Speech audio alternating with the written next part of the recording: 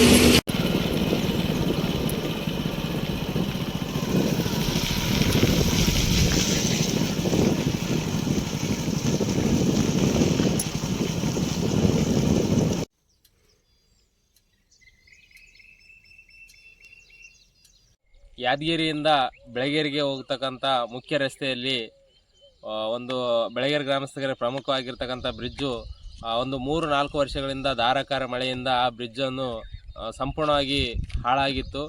ಶಿಥಿಲಗೊಂಡ ಹಾಳಾದ ತಕ್ಷಣ ನಾವು ಗ್ರಾಮಸ್ಥರೆಲ್ಲ ಸೇರಿ ಅಭಿವೃದ್ಧಿ ಅಧಿಕಾರಿಗಳಿಗೆ ಸುಮಾರು ಲೆಟರನ್ನು ಕೊಟ್ಟಿದ್ವಿ. ಯಾರೂ ಸ್ಪಂದಿಸದೇ ಇದ್ದಾಗ ಸಾಮಾಜಿಕ ಹೋರಾಟಗಾರರಾದ ಉಮೇಶ್ ಕೆ ಮುದ್ನಾಳರನ್ನು ಆ ಸ್ಥಳಕ್ಕೆ ಕರೆತಂದು ರೈತರೊಂದಿಗೆ ಗ್ರಾಮಸ್ಥರೊಂದಿಗೆ ಭತ್ತದ ನಾಟಿಯನ್ನು ಮಾಡಿ ಆಕ್ರೋಶವನ್ನು ವ್ಯಕ್ತಪಡಿಸಿದೆವು.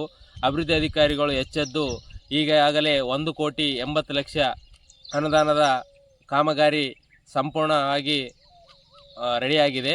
ಹಾಗಾಗಿ ಇನ್ನೇನು ಕೆಲವೇ ದಿನಗಳಲ್ಲಿ ಈ ಒಂದು ಬ್ರಿಡ್ಜ್ ಉದ್ಘಾಟನೆ ಆಗಲಿದೆ.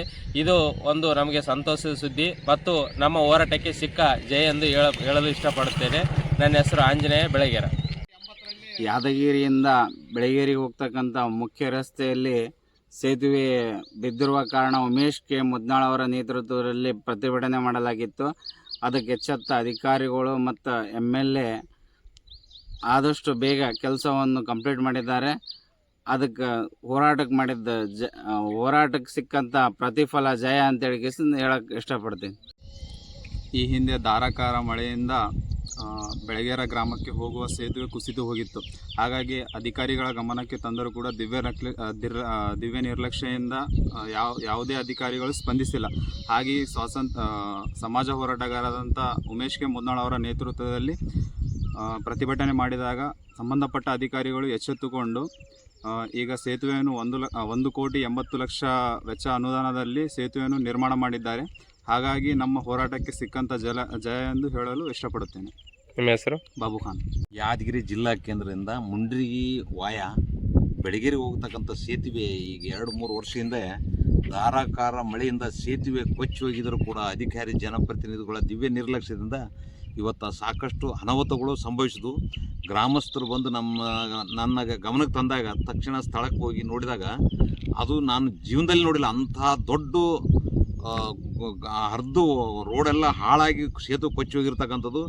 ಗ್ರಾಮಸ್ಥರು ಎಲ್ಲರೂ ಸೇರಿಸಿ ಅಲ್ಲಿ ವಿನೂತನ ಪ್ರತಿಭಟನೆ ಮಾಡಿದ್ವಿ. ಏನಂದ್ರೆ ನಾಟಿ ಹಚ್ಚುವುದರ ಮೂಲಕ ವಿನೂತನ ಪ್ರತಿಭಟನೆ ಮಾಡುವ ಮೂಲಕ ಸರ್ಕಾರ ಮತ್ತು ಜಿಲ್ಲಾಡಳಿತ ಗಮನ ಸೆಳೀತಕ್ಕಂಥ ಕೆಲಸ ಮಾಡಿದ್ವಿ. ಅದಕ್ಕೆ ಎಚ್ಚೆತ್ತುಕೊಂಡು ಜಿಲ್ಲಾಡಳಿತ ಸ್ಥಳಕ್ಕೆ ಭೇಟಿ ನೀಡಿ ಎಲ್ಲ ಪರಿಶೀಲನೆ ಮಾಡಿದ್ರು.